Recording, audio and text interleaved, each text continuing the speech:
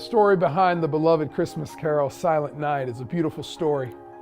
And it's a story that really shares the truth of what the song is and what it does to each one of us when we consider the lyrics.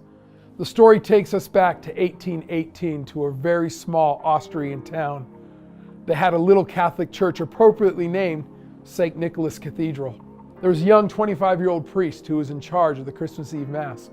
As he woke up that morning, he woke up excited, couldn't wait to get the church ready for this big celebration that Christmas Eve. He sat down at the organ, preparing the music for that night's celebration. But to his dismay, the organ wouldn't play. It didn't matter what keys he pressed. He'd push on the pedals, but there was simply no sound, and the organ wouldn't play. Frantically, he goes up to his office, desperately trying to find something that would give him inspiration, because he knew that night's celebration was hanging in the balance. And he came across this little poem of 6 stanzas that he had written 2 years before. And he looked at these little words, and this poem is what you and I now know as Silent Night. And in his mind, he knew exactly what he needed to do. He grabbed his coat and he went out in the Austrian snow to his friend's house. As he knocks on the door of his best friend's home, his friend opens the door, surprised to see the priest standing out in the snow, knowing that Christmas Eve service was just a few short hours away.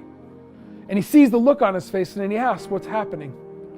And the priest goes on to tell him that he needs help because Christmas Eve service needs to have music.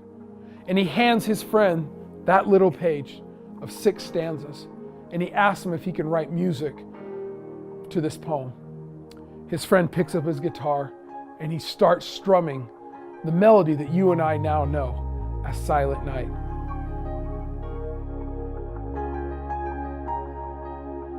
Silent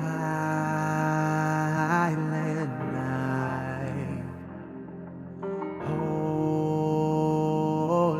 night, all is calm and all is right round yon virgin mother and child,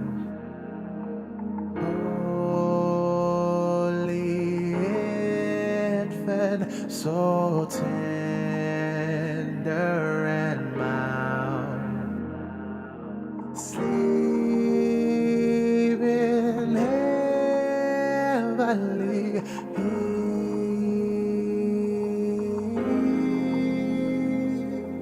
Sleep in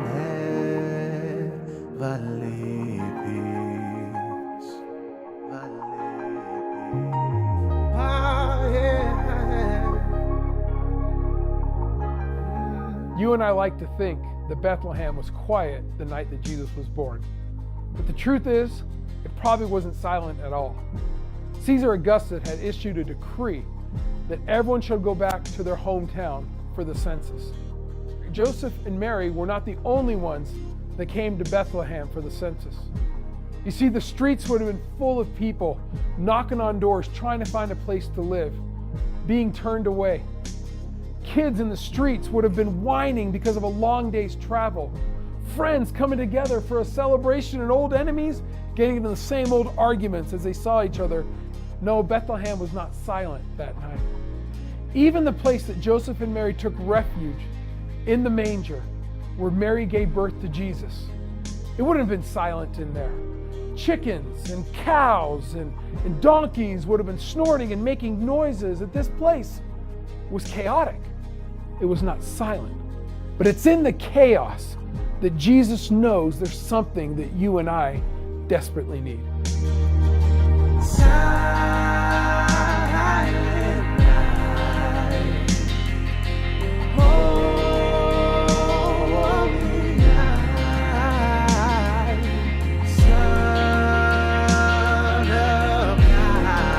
Son of God, who loves pure light, and radiant beams from thy